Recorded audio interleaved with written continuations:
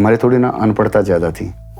और मुझे याद है कि जब गाँव में कोई एक आध आदमी पढ़ा लिखा होता था तो कोई चिट्ठी आती थी तो वो उस पढ़े लिखे आदमी के पास जाते थे लोग कि हमारा ये चिट्ठी आई है, ये पढ़ देना। चिट्ठी तो उसने पढ़ देनी, लेकिन उसका जो जवाब, उसका रिप्लाई जो लिखवाना होता था तो उसमें थोड़ी वो आनाकानी करते थे।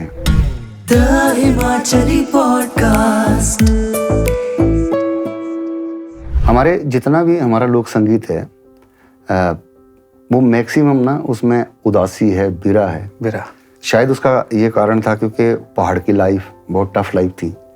बड़ी दूर दूर से लोग अपनी जो ज़रूरी सामान होता था, ज़रूरत की चीज़ें होती थी, बड़ी दूर दूर से लेके आना पड़ता था।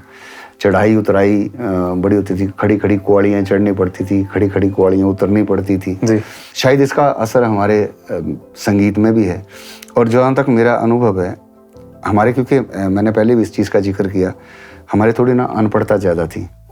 और मुझे याद है कि जब गाँव में कोई एक आध आदमी पढ़ा लिखा होता था तो कोई चिट्ठी आती थी तो वो उस पढ़े लिखे आदमी के पास जाते थे लोग कि हमारा ये चिट्ठी आई है, ये पढ़ देना।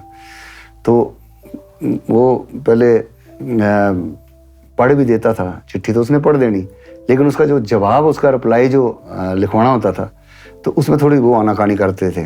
तो और कई बार वो अपने निजी काम भी करवाते थे। मेरा ये घास मैंने लेके आना है, उसके बाद मैं देखता हूँ, मैंने पानी लेके आना है, मैं उसके बाद देखता हूँ। अच्छा, इस टाइम की भी वो काम वो करवा लेते थे, क्योंकि वो बेचारा वो तो फंसा होता था जिसने वो लेटर का जवाब लिखवाना है, रिप्लाई लिखवाना है। तो जैसे मान लो किसी ने अपने लड़के की शादी रख दी, या किसी के घर में बच्चा पैदा हो गया, या किसी के घर में कोई ऐसा खुशी का माहौल है, तो उसने अपने किसी परिचित को वो लेटर लिखवा दिया, भेज दिया।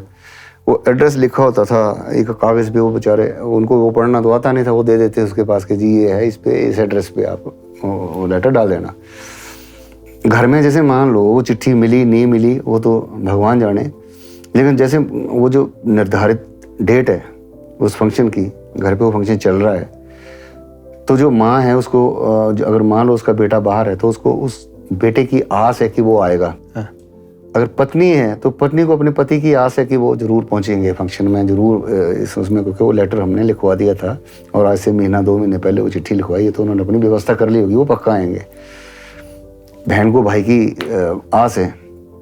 इसी तरह वो मतलब खुशी के में शामिल तो हो रही हैं, खुशी के गीत भी गा रही हैं, लेकिन उस गीतों में भी उदासी है, वो उसकी भाड़ है कि वो आएंगे आएंगे, टीस है कि हाय आ जाएं, पहुंच जाएं, है ना।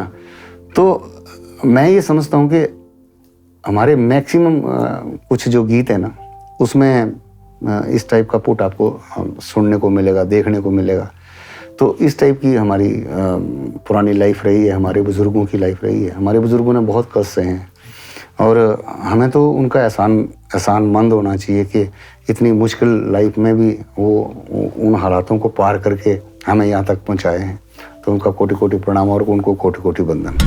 The Himachali podcast.